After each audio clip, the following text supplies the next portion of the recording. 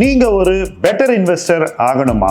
இப்போ இருக்கிற சிச்சுவேஷன்ல எப்படி உங்க முதலீட்டு பாதையை அமைச்சுக்கணும்னு தெரியணுமா? உங்களுடைய கேள்விகளை சரியான எக்ஸ்பர்ட்ட கேட்கணும்னு தோணுதா? அப்போ நாங்க நடத்துற M2W 3.0 இன்வெஸ்டர் கான்க்ளேவ்ல கலந்துக்கங்க. ஒரு நாள் முழுதும் முதலீடை பத்தி தான் பேச போறோம். நல்ல இன்வெஸ்ட்மெண்ட்ஸை பத்தி தான் பேச போறோம். கீழே கொடுத்திருக்கிற எண்ணுக்கு மெசேஜ் பண்ணுங்க, எங்க டீம் உங்களை கான்டாக்ட் பண்ணுவாங்க.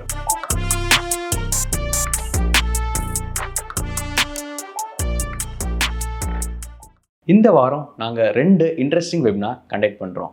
மொதல் வெபினார் பார்த்தீங்கன்னா the secret to long term wealth creation. இதில் பார்த்தீங்கன்னா நாங்கள் behaviour aspect for long term wealth ஜென்ரேஷனை பற்றி டிஸ்கஸ் பண்ணோம். செகண்ட் வெபினார் பார்த்தீங்கன்னா the impact of tariff in Indian stock market. இதில் பார்த்தீங்கன்னா நம்ம கரண்ட் US இந்தியா டேரிஃப் சிச்சுவேஷனை பற்றி டிஸ்கஸ் பண்ணோம். இந்த வெபினாரை ஜாயின் பண்ணணுமா கீழே இருக்க லிங்கை கிளிக் பண்ணலாம். இந்தியன் ஐடி இண்டஸ்ட்ரி வரலாற்றில் காணாத ஒரு வேலை இழப்பை இப்போது பார்த்து கொண்டிருக்கிறது. இந்த வேலை இழப்பு எங்கு நடக்கிறது அப்படின்றதையும் நாம தெளிவாக புரிஞ்சுக்கணும். இந்த வேலை இழப்பு மிக முக்கியமாக மிடில் மேனேஜ்மெண்ட்லேருந்தும் அதுக்கு மேலேயும் நடக்கிறது. அதாவது ஒரு குறிப்பிட்ட அளவுக்கு மேலே சம்பளம் உள்ளவர்களுக்கு தான் இன்று இந்த வேலை இழப்பின் தாக்கம் மிக அதிகமாக இருக்கிறது. லோவர் லெவல் என்ட்ரி ஜாப்ஸ்ல வேலை இழப்பு இருக்குமா என்பது கேள்விக்குறி. ஆனால் புதிய வேலைகள் உருவாகுமா என்பது நிச்சயமாக இன்னைக்கு சந்தேகத்துக்கு இடமாக உள்ளது. அதுக்கு காரணம் லோவர் லெவல்ல இருக்கிறவங்க பண்ண வேண்டிய வேலைகளை இன்னைக்கு ஏஐ வச்சு ஆட்டோமேட் பண்ணிக்கிட்டே இருக்காங்க. இந்த ஆட்டோமேஷன் அப்படிங்கிறது ஐடி இண்டஸ்ட்ரிக்கு புதுசு இல்லை. வெவ்வேறு வகைகளில் ஒவ்வொரு காலகட்டத்திலையும் தன்னை புதுப்பித்துக் கொள்ள தொழில்நுட்பத்தை ஐடி இண்டஸ்ட்ரி யூஸ் பண்ண வேண்டிய கட்டாயம் ஏற்பட்டிருக்கிறது. So lower level jobs, mechanical course, தொடர்ந்து ஒரே ஆள் செய்ய வேண்டிய பணிகளை எல்லாம் இன்னைக்கு தொழில்நுட்பம் மூலமாக ஆட்டோமேட் பண்ணிக்கிட்டே தான் வர்றாங்க. அது ஒரு நீட்சி தான். ஸோ லோவர் லெவலில் ஜாப்ஸ் குறையிறது, என்ட்ரி லெவல் ஜாப்ஸ் குறையிறதுங்கிறது சாதாரணம். அப்போ என்ட்ரி லெவல் உள்ள ஒருத்தர் போகணும்னா கூட அவங்களுக்கு ஸ்கில்லிங் அதிகமாக இருக்க வேண்டிய ஒரு தேவை நிச்சயமாக ஏற்பட்டுவிடும். பட் இன்னைக்கு வேலை இழப்பை பற்றி தான் நம்ம பேச போகிறோம். மிடில் லெவல் அண்ட் அதுக்கு மேலே இந்த இடத்துல ஒரு ஐடி நிறுவனத்தில் மட்டுமே எதிர்பார்க்கப்பட்டதை விட 5 மடங்கு பேர் வேலையிலிருந்து விடுவிக்கப்பட்டதாக தகவல்கள் வருகின்றன. ஃபர்ஸ்ட், வேலை இழப்பு என்பது அவ்வளோ பெரிய விஷயம் இல்லை என்பதை நாம் மைண்டில் வச்சுக்கணும். என்ன இப்படி சொல்கிறேன்னு கேட்குறீங்களா? நாம் வேலையில் வருமானத்தில் ஒரு அளவுக்கு மேலே வளரும்போது நம்முடைய ஜாப் செக்யூரிட்டி நிச்சயமாக கேள்விக்குறியாகிறது. இந்தியாவில் ஒரு 30 வருஷம் முன்னாடி ஜாப் செக்யூரிட்டி ஏன் இருந்ததுனாக்கா வருமானங்கள் மிக குறைவாக இருந்தது. சந்தை உள்நாட்டு சந்தையாக மட்டும் இருந்தது. உலக சந்தையை நோக்கி நம்ம போகவே இல்லை. இன்னைக்கு நம்முடைய தொழில்கள் உலகமயமாகிவிட்டன. ஒரு நாட்டில் ஒரு விஷயம் நடந்தால் அது இன்னொரு நாட்டில் தாக்குது. ஒரு நாட்டில் டேரிஃப் போட்டால் ஒரு சின்ன ஊரில் நம்ம நாட்டில் வியாபாரம் முடங்கி போயிடுது, தொழில் முடங்கி போயிடுது. ஸோ உலகமயமாக்கும் போது பொருளாதார வாய்ப்புகள் அதிகமாகின்றன. அதனால வருமானம் வளர்கிறது, வேலை வாய்ப்புகள் கூடுகின்றன. இப்போ இதை ரிவர்ஸ்ல பாருங்க. 60,000 பேர் மிடில் மேனேஜ்மெண்ட்ல எக்ஸஸா இருக்காங்கன்னாக்கா அப்போ டோட்டல் எவ்வளோ பேர் இருக்காங்கன்னு ஒரு கணக்கிட்டு பாருங்க. இப்போ அத்தனை வாய்ப்புகள் உருவாக்கப்பட்டிருக்கின்றன அப்படிங்கிறது தான் உண்மை. இப்போ அத்தனை வாய்ப்புகள் உருவாக்கப்பட்ட ஒரு தொழிலில் ஒரு கிரைசிஸ் வரும்போது அந்த தொழில் தன்னை காப்பாற்றிக் கொள்ள வேண்டிய ஒரு இடத்துக்கு தள்ளப்படுகிறது. அப்போ அந்த தொழில் தன்னை புனரமைத்துக் கொள்ளவும் புதுப்பித்துக் கொள்ளவும் முனைவது என்பது அதன் கடமை. எப்படி அது தொழிலுக்கு முக்கியமோ அதேதான் அந்த தொழிலில் விடுவிக்கப்பட்டவர்களுக்கும் முக்கியம். இது இருவருக்குமே ஒரு வெற்றி தோல்வி அப்படின்ற அளவீடுகளில் பார்க்கப்பட வேண்டிய விஷயம் இல்லை. இதை செய்யாமல் அவர்கள் இருந்திருக்க முடியுமா? இருந்திருக்க முடியும்னா செஞ்சிருப்பாங்க. இப்ப ஏதோ ஒரு நெருக்கடி அந்த தொழிலுக்கு வரும்போது அந்த தொழில் செய்ய வேண்டியதை செய்கிறது. இதுதான் இன்னைக்கு ஐடி இண்டஸ்ட்ரியில் நடக்கிறது, மேலும் நடக்க போகிறது. ஸோ இதை வந்து ஒரு கலை யதார்த்தமாக நம்ம ஏற்றுக்கொள்வோம். இதற்கு அடுத்தபடியாக இப்போ நம்ம அந்த 60,000 ஒருத்தனா இருந்தாக்கா, அல்லது நாளைக்கு நமக்கு அந்த வாய்ப்பு அல்லது அந்த ஒரு சுமை வந்தாக்கா நாம் அதை எப்படி பயன்படுத்திக்கணும், அல்லது அதுக்கு எப்படி ரெஸ்பாண்ட் பண்ணணும். என்ன வாய்ப்புன்னு சொல்றீங்க அப்படின்னு சொல்றீங்களா? சில நேரங்களில் சில பேர் சில பணிகளையே தொடர்ந்து செய்து கொண்டிருப்பார்கள், ஒரே ட்ராக்ல போயிட்டு இருப்பாங்க. அவங்களுக்கு வேற சில ஸ்கில்ஸ் கூட இருக்கலாம். அப்ப அந்த ஸ்கில்ஸ் அவங்க வந்து யூஸ் பண்ணாமலே வச்சிருக்கலாம். சில நேரங்களில் சில பேர் தன்னை புதுப்பித்துக் கொள்ள வாய்ப்பு இருந்திருக்கலாம். நேரமின்மையினாலும் ஒரே விஷயத்தை தொடர்ந்து செய்வதனாலும் தன்னை ரீஇன்வென்ட் பண்ணிக்க தவறி இருக்கலாம்.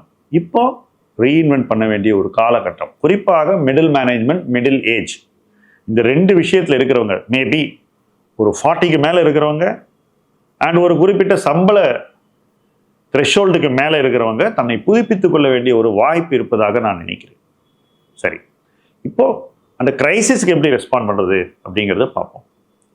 பல பேருக்கு இந்த வேலை இழப்பு ஏற்கனவே நடந்து விட்டது. நான் சொன்னேன், ஒரு கம்பெனியில் 60,000 பேர் போனதாக தகவல்கள் வருகிறது. அப்போ மற்ற கம்பெனிலையும் it is going to be a matter of time. So பல லட்சம் பேருக்கு இன்னைக்கு வேலையிலிருந்து விடுப்பு வரப்போகிறது. they are going to be relieved from their jobs. அப்போ உடனடியாக அவங்க ஃபைனான்ஷியலாக என்ன பண்ணணும் அப்படிங்கிறது தான் இந்த வீடியோவில் நம்ம பேச போகிற விஷயங்கள். நான் பார்த்த வரைக்கும் சில விஷயங்களை உங்க முன்னாடி அப்சர்வேஷன்ஸாக சொல்கிறேன். ஐடி துறையில் வேலை செய்கிறவங்க பல பேர் தங்களால் எல்லா துறையிலையும் தங்களை பார்த்து கொள்ள முடியும்ன்ற ஒரு கான்ஃபிடென்ஸில் இருக்காங்க.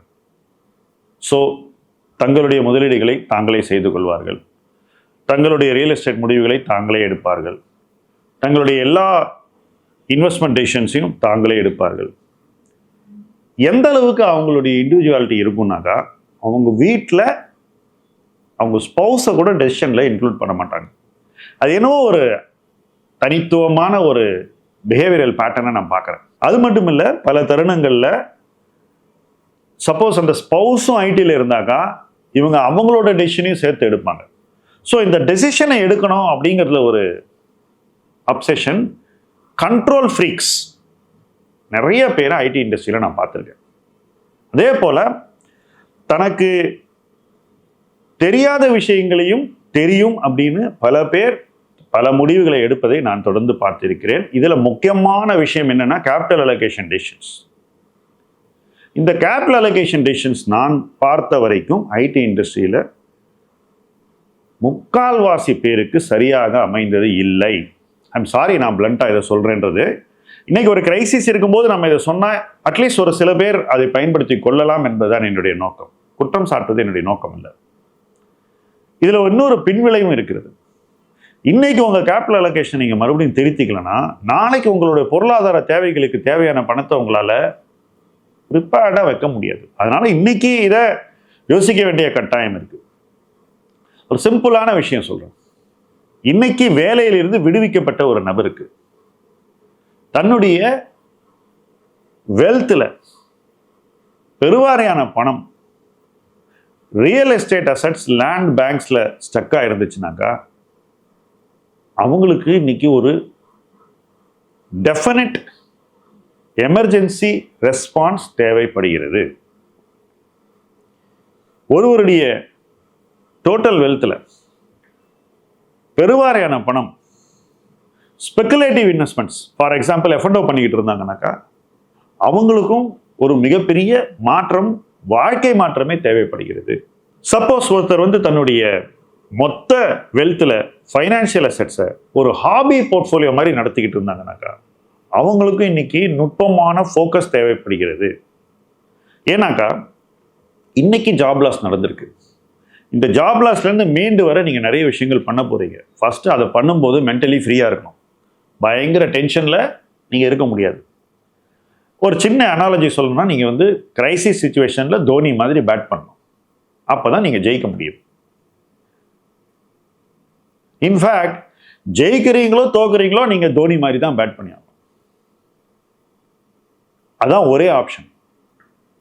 ரொம்ப டென்ஷன் ஆகி உங்களுடைய ஹெல்த்தை ஸ்பாயில் பண்ணிக்கிட்டு எமோஷ்னலி ரொம்ப ஸ்ட்ரங் அப்னு சொல்லுவாங்க ஆங்கிலத்தில், பயங்கர டென்ஷன் ஆகி ஏதோ உலகமே இடிஞ்சு போன மாதிரி ஒரு மைண்ட் செட்டுக்கு நீங்கள் வந்தீங்கன்னாக்கா அது மிகவும் தவறானது, தவிர்க்கப்பட வேண்டியது. ஸோ இந்த கிரைசிஸ் சிச்சுவேஷனை கூலாக நீங்கள் ஹேண்டில் பண்ணோன்னா ஃபஸ்ட்டு உங்களுடைய ஃபைனான்சிஸை you must set it in order. எப்படி பண்ணோம்? ப்ரிடாமினெண்ட்டாக லிக்விட் வெல்த்தாக உங்கள் வெல்த்தை நீங்கள் இன்னைக்கு மாற்றிக்கொள்ள வேண்டும். இப்போ நிறைய பேர் ஒரு பக்கம் ஹோம் லோன் வச்சுருப்பாங்க, இன்னொரு பக்கம் நிறைய சபர்பன் ரியல் எஸ்டேட் வச்சுருப்பாங்க, சின்ன சின்ன ஃப்ளாட்ஸு பிளாட்ஸு இது மாதிரிலாம் வச்சுருப்பாங்க. அப்போ அதில் ஏதாவது ஒன்று ரெண்டு விற்று இந்த லோனை ஃபஸ்ட்டு அடைக்கணும். அது மட்டும் இல்லை, அதற்கு அடுத்தபடியாக நீங்கள் சில ஆண்டுகளுக்கு தேவையான மாத செலவை எடுத்து ஓரமாக வைக்கணும். மாதம் மாதம் உங்களுக்கு சம்பளம் வர மாதிரி பணம் சில ஆண்டுகளுக்கு வருவதற்கான ஒரு தேவையை நீங்கள் உணர்ந்து அதை உடனடியாக ஃபுல்ஃபில் பண்ணணும். ஸோ 2 பாயிண்ட் சொல்லியிருக்கேன். உங்கள் வெல்த்தை ப்ரிடாமினெண்ட்டாக லிக்விட் வெல்த்தாக இன்றைக்கி மாற்றணும். உங்களுடைய மாத செலவுக்கு தேவையான பணம், அதுவும் சில ஆண்டுகளுக்கான பணத்தை நீங்கள் எடுத்து தனியாக வைக்கணும். இதற்கு அடுத்தபடியாக ஆப்பர்ச்சுனிட்டி எங்கே கிடைக்க போகுது, மறுபடியும் எங்கே வேலைக்கு போகலாம் அப்படின்ற தேடலில் காமாக இறங்கணும். இந்த இடத்துல ஒரு சிக்கல் இருக்குங்க.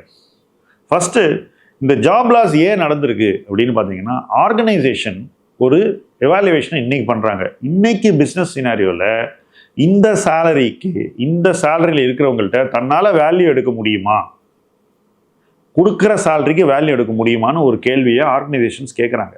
அந்த கேள்விக்கு அவங்களுக்கு பாசிட்டிவ் ஆன்சர் வரலைன்ற பட்சத்தில் தான் இந்த விடுவிப்பு வேலையில் இருந்து நடக்கிறது. ஸோ இப்போ இந்த விடுவிப்புக்கு பின் அதர் சைடில் இருக்கிறவங்க என்ன யோசிக்கணும்? அதே சம்பளத்துக்கு இன்னொரு வேலை கிடைக்கணும்னு அவங்க யோசிச்சாங்கன்னாக்கா அது தவறான எண்ண ஓட்டம். ஒன்று, அந்த சம்பளம் இருக்கு இல்லையா, அதுக்கு ஒரு வேல்யூ ஆஃப் டெலிவரி இருக்கு. அந்த வேல்யூ ஆஃப் டெலிவரியை நீங்கள் உயர்த்தி கொடுப்பதற்கு என்ன வழின்னு தேடி உங்களை ஸ்கில் பண்ணிக்கிட்டீங்கன்னா ரேப்பிடாக, அப்போ மேபி அந்த சம்பளம் உங்களுக்கு மறுபடியும் கிடைக்கலாம், எந்த சந்தேகமும் இல்லை. பட் உடனடியாக மார்க்கெட் எப்படி பார்க்கும்னா, அந்த கம்பெனி அந்த வேல்யூவில் அந்த பர்சனை பார்க்கல, அப்போ அந்த பர்சனை நம்ம ஒரு லோவர் வேல்யூவில் தான் பார்க்கணும் அப்படின்னு ஜாப் மார்க்கெட் ஆட்டோமேட்டிக்காக ஒரு ரீசெட்டை பண்ண போகுது. இந்த ரீசெட்டை ஏற்றுக்கொள்வது தான் ஃபர்ஸ்ட் சைக்கலாஜிக்கல் பேரியர் ஒரு பர்சனுக்கு. இந்த ரீசெட் இன் சேலரியை ஏற்றுக்கிட்டாக்கா மார்க்கெட்டில் தன்னுடைய வேல்யூ என்னங்கிறத ஒருத்தர் ஃபஸ்ட்டு எடை போட முடியும். மார்க்கெட்டில் தன்னுடைய வேல்யூ என்னன்னு எடை போட்ட பிறகு அந்த வேல்யூவோட மேபி ஒரு 10% ஆஸ்பைர் பண்ணுங்க, அல்லது அந்த வேல்யூவை ஏற்றுக்கிட்டு கிடைக்கும் நல்ல பணியில் சேர்ந்து விடுங்க. ஏன்னா நிறைய மிட் சைஸ் ஃபர்ம்ஸ்லாம் உங்களை மாதிரி ஸ்கில்டு பீப்புள், மேனேஜ்மெண்ட் எக்ஸ்பீரியன்ஸ் உள்ளவர்கள், பெருநிறுவனத்தில் அனுபவத்தை பெற்றவர்கள் இல்லை. அவங்க தவிச்சுக்கிட்டு இருக்காங்க இந்த மாதிரி ஆட்களுக்கு. ஏன்னா அவங்க வளர்ச்சிக்கு இது போன்ற நபர்கள் தேவைப்படுகிறார்கள். தே cannot afford such a expensive person. அப்போ நீங்கள் அவங்களுக்கு அஃபோர்டபுளாக ஒரு இடத்துல இருந்தீங்கன்னா அவங்க உங்களை எடுத்துப்பாங்க. அது மட்டும் இல்லை, அங்கேருந்து ஒரு புதிய வாழ்க்கை அனுபவம் உங்களுக்கு ஆரம்ப போகிறது. ஏன்னா ஒரு பெரிய கம்பெனியில் வேலை பண்ணிட்டு அங்கேருந்து ஒரு மிட் சைஸ் ஃபார்முக்கு போனீங்கன்னா கல்ச்சர் வேற, எக்ஸ்பெக்டேஷன் செட்டிங் வேற, டெலிவரபிள்ஸ் வேற, எல்லாமே மாறிட போகுது.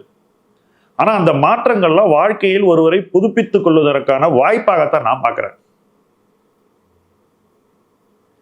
இப்போ எங்களை போன்ற இன்வெஸ்டர்ஸ்க்கு ஒரு புல் மார்க்கெட்டில் உச்சத்தில் இருப்போம், ஒரே மாசத்துல கீழே வந்துடும். அந்த இடத்துல இடிந்து போவதற்கு ஒன்றுமே கிடையாது. You just start up again from a new place and again go up. இது ஒரு ப்ரொஃபஷனலுக்கு ரொம்ப கஷ்டம். The point is you have to take a new perspective. ஒரு புதிய லெவலை செட் பண்ணிட்டு அந்த இடத்துலேருந்து நீங்கள் எப்படி வளரலான்றதை பார்க்கணும். ஒரு புதிய வாழ்க்கையை நீங்கள் உருவாக்கிக்கணும். இதுவரை நீங்கள் இருந்த பெருநிறுவன வாழ்க்கை முடிந்து விட்டது அப்படிங்கிறத ஃபர்ஸ்ட் உடனடியாக ஏற்றுக்கொள்ள வேண்டும். ஸோ இது 3வது பாயிண்ட். ஸோ 3 பாயிண்ட் இது வரைக்கும் சொல்லியிருக்கோம். First point, you must financialise your wealth, more liquid assets வச்சுக்கணும். 2வது பாயிண்ட், பழைய சம்பளத்தை நீங்கள் எதிர்பார்க்கக்கூடாது. 3வது பாயிண்ட், பெருநிறுவன வாழ்க்கை முடிந்து விட்டது அப்படிங்கிறத ஏற்றுக்கொள்வது. பிக் கம்பெனியில் வேலை பண்ணுறதுங்கிறது ஆல்மோஸ்ட் ஓவர், அதை விட ஸ்மாலர் கம்பெனி தான் ஒர்க் பண்ண போகிறோங்கிறத ஏற்றுக்கொள்வது. 4வது, வேலையே பண்ணலனாலும் என்ன, எப்படி நம்ம வாழ்க்கையை ரன் பண்ணலான்னு ஒரு மேத்தை போடுறது அப்படி நடக்க போகிறது இல்லை, பட் ஜஸ்ட் ஃபார் சேஃப்டி சேக் அதை பண்ணுறது. நான் இதை பல பேருக்கு பண்ணியிருக்கேன். என்ன நடந்ததுங்கிறத சொல்கிறேன், ஏன்னா அதுதான் உங்களுக்கு நம்பிக்கையை தரக்கூடிய ஒரு விஷயம். எனக்கு வேலை போயிடுச்சு அப்படின்னு திடீர்னு ஒரு மெசேஜ் வரும் நைட்டில், காலையில் கால் பண்ணுவேன். பேசும்போது என்ன நடந்தது, இப்போ என்ன பண்ணணும், இதெல்லாம் அவருக்கு என்னென்ன ரீஅஷூரன்சஸ், தங்கிட்ட போதுமான பணம் இருக்கா, இதெல்லாம் நம்ம செக் பண்ணிவிட்டு அதுக்கப்புறம் ஃபஸ்ட்டு அவருக்கு என்ன புரிய வைக்கிறதுனா, அவர்கிட்ட போதுமான பணம் இருக்குது சில ஆண்டுகளுக்கு கம்ஃபர்டபுளாக, அதனால் அதை பற்றி கவலைப்பட வேண்டியதில்லை அப்படிங்கிறத புரிய வைக்கணும். சில ஆண்டுகளுக்கு நான் சொன்னேன் இல்லையா, அதாவது சில ஆண்டுகள் தன்னுடைய ரெகுலர் எக்ஸ்பென்சஸ்க்கு பணம் தனியாக ஒதுக்கப்பட்டிருக்கு அப்படிங்கிறத அவங்களுக்கு புரிய வைக்க போகிறோம். அடுத்தபடியாக அதை கடந்து இருக்கக்கூடிய பணம் வளர்ந்து அவங்கள பார்த்துக்குமா, அதுக்கு போதுமானது இருக்காங்கிறத அவங்களுக்கு கணக்கு போட்டு ரீஅஷ்யூர் பண்ணுறது. மூணாவதாக அவங்களுடைய சொத்து குவியல், ஓவரால் அசட் பேஸ் எப்படி அலோகேட் பண்ணியிருக்கு, அதனுடைய அலோகேஷனை மாத்திரமா, எதையெல்லாம் மாற்றணும்னு அவங்களுக்கு அறிவுறுத்துவது, அதை செய்ய சொல்வது. இதையெல்லாம் அவங்க செஞ்சு முடிக்கிறதுக்குள்ள அவங்களுக்கு இன்னொரு வேலை கிடைச்சிடும். மேபி ஒரு கேப் வரும், சில மாதங்கள். முக்கியமாக ஒரு பாயிண்ட் நான் சொல்கிறேன், இந்த கேப் மாதங்களில் இருக்கும்படி நீங்கள் பார்த்து கொள்ள வேண்டும். நிறைய பேர் என்ன தப்பு பண்ணுறாங்கன்னா, அதே சம்பளம் கிடைக்குன்னு மாதத்தை விட்டு ஆண்டுக்குள்ளே போயிடுறாங்க. இது நடக்கவே கூடாதுங்கிறது என்னுடைய அப்சர்வேஷன். இந்த மாதங்களுக்குள்ளே கிடைத்த ஒரு டீசன்ட் ஆப்பர்ச்சுனிட்டி எடுத்துக்கிட்டு சேர்றவங்க சில நேரங்களில் ஒரு 10, 20, 30% கட் எடுத்துக்கிறாங்க. பட் அதில் பர்ஃபார்ம் பண்ணி மறுபடியும் அவங்களுக்கு ஏதோ ஒரு வகையில் அந்த பழைய இடத்த பிடிச்சிடுறாங்க. 2-3 வருஷம் கழிச்சு மறுபடியும் ஒரு சிக்கல் வருது, இதே நபர்களுக்கு மறுபடியும் இது வருகிறது. பட் இதெல்லாம் நடக்கிறது எங்கன்னா இந்த நாட்டில் இல்லை, வெளிநாடுகளில். நம்ம நாட்டில் நம்ம ஒரு ஆர்டிஃபிஷியல் சென்ஸ் ஆஃப் ஜாப் செக்யூரிட்டியை இத்தனை நாட்களாக கடைபிடித்து வந்திருக்கிறோம். இன்னைக்கு அந்த ஆர்டிஃபிஷியல் ஜாப் செக்யூரிட்டி விலகிவிட்டது. ஜாப் செக்யூரிட்டி இல்லைங்கிற உண்மையை நம்ம இன்னைக்கு ஓப்பனில் போட்டு உடைச்சிட்டோம். இது நல்லதா கெட்டதாங்கிறது தனிப்பட்ட விவாதம், பட் இதுதான் கலை யதார்த்தம், ரைட்? ஸோ நான் சொன்ன நபர்கள்லாம் என்ன பண்ணுவாங்கன்னாக்கா, 50 வயதுக்கு மேலே தனக்கு 2-3 வருஷத்துக்கு மேலே ஒரு ஜாப்ல செக்யூரிட்டி இருக்குமாங்கிறது கொஸ்டின் மார்க்னு வெஸ்ட்டில் நினைக்கிறாங்க. ஆனால் இந்தியா இன்னும் அவ்வளோ மோசம் இல்லைங்க. சப்போஸ் 40ஸ்ல ஒருத்தர் ஒரு பெரிய கம்பெனிலேருந்து ஒரு மிட் சைஸ் கம்பெனிக்கு போனால் அவருக்கு டெஃபினட்டாக அங்கே 5 to 6 years ஷோராக இருக்குது. அந்த 5 to 6 yearsல அவர் தன்னை அந்த கம்பெனிக்கு எவ்வளோ முக்கியத்துவமான நபராக உருவாக்கி கொள்கிறார்களோ அது அவங்களுக்கு ஃபர்தர் லாஞ்சவிட்டி, எக்ஸ்டென்ஷன் ஆஃப் கெரியர் கொடுக்க போகுது. ஒருவேளை அதுலேயும் ஒரு பிரேக் வந்தால் அடுத்ததுக்கு போக வேண்டியதான். இது ஒரு டெஸ்டினேஷன்லேருந்து இன்னொரு டெஸ்டினேஷனுக்கு போகிறவங்க ரொம்ப லாங் டிஸ்டன்ஸ்னா நடுவில் பஸ்ஸு மாறி மாறி போவாங்க. எஸ், அந்த மாதிரி பஸ்ஸு மாறி மாறி போகும்போது கொஞ்சம் டைம் எக்ஸ்ட்ரா தான் எடுக்க போகுது. But the most important thing is அவங்க ஃபைனல் டெஸ்டினேஷன் வரைக்கும் போயிடுவாங்க. மேபி சில டிலேஸ் இருக்கலாம். இந்த டிலேஸ் அவங்க டீல் பண்ணுறது தான் அவங்களுடைய உளவியலில் முக்கியமான ஒரு ஸ்ட்ரென்த்தாக நான் பார்க்குறேன். நம்ம யோசிப்போம், என்ன இவன் இங்கேருந்து அங்கே போகிறான், அங்கேருந்து இன்னொரு ஊருக்கு போகிறான், அங்கேருந்து ஏன் ஒரே பஸ்ஸில் போகக்கூடாதா அப்படின்னு. போகலாம், பட் அவனுக்கு அந்த வாய்ப்பு இல்லைங்கிறத அவன் புரிஞ்சுக்கிட்டு அவன் கிடைச்ச பஸ்ஸை ஏறி ஏறி போய்கிட்டு இருக்கான். இந்தியாவில் செக்யூர் ஜாப்ஸ், அரசு பணிங்கிறது அந்த ஒரே பஸ். தனியாருங்கிறது மாறி மாறி போகிற பஸ். இது வரைக்கும் அந்த மாறி மாறி போகிற பஸ்ஸை இவங்க அரசு பஸ் மாதிரி பார்த்துருக்காங்க. பட் அது அரசு பஸ் இல்லை. அதை இப்போ உணர்ந்துட்டோம்னாக்கா, எஸ் நம்ம மாறி மாறி தான் போக போகிறோம், பட் நம்ம டெஸ்டினேஷன் நோக்கி போக போகிறோம். நம்மளுடைய கெரியர் எது வரைக்கும் இருக்கணுமோ அது வரைக்கும் நம்ம வேலை செய்ய போகிறோம். நம்முடைய ரெலவன்ஸை நம்ம இம்ப்ரூவ் பண்ணிக்கிட்டே வாய்ப்புகளை தேடி தேடி போக போகிறோம். பட் இதுக்கு இடையில் முக்கியமான ஒரு பாயிண்ட்டை நான் இந்த இடத்துல மறுபடியும் அறிவுறுத்த விரும்புகிறேன். Financially we are going to get serious அப்படின்னு நீங்கள் ஒரு டெசிஷன் எடுக்க வேண்டும். இந்த financially you are going to get serious அப்படிங்கிற டெசிஷனை பற்றி நிறைய யோசிக்க வேண்டும். இதுக்கு முன்னாடி நீங்கள் இருந்த மாதிரி நீங்கள் இருக்க முடியாது அப்படிங்கிறத மனதளவில் ஒப்புக்கொள்ள வேண்டும். நீங்கள் ஃபைனான்ஷியலி ஒரு புதிய நபராக மாற வேண்டும் என்பதை நீங்கள் உணர்ந்து அதற்கு தேவையான முன்னெடுப்புகளை செய்ய வேண்டும். You need to plan for a future where you may be in a job, you may not be in a job. வேலையில் இருந்தாலும் இல்லாவிட்டாலும் ஒரு நிதிமயமான வாழ்க்கையை எப்படி உருவாக்குவது என்பதை நீங்கள் சிந்திக்க வேண்டும். அந்த நிதிமயமான வாழ்க்கை எப்படி இருக்க வேண்டும் என்பதை தொடர்ந்து உரையாடுவோம். a job loss is not the end of the world, it is the beginning of a new life. அந்த ஒரு விஷயத்தை நீங்கள் தெளிவாக புரிஞ்சுக்கிட்டீங்கன்னாக்கா இதெல்லாம் ஒன்றுமே இல்லை, இதுவும் கடந்து போகும். இணைந்து பயணிப்போம். முதலீட்டு களம் உங்கள் களம். நன்றி.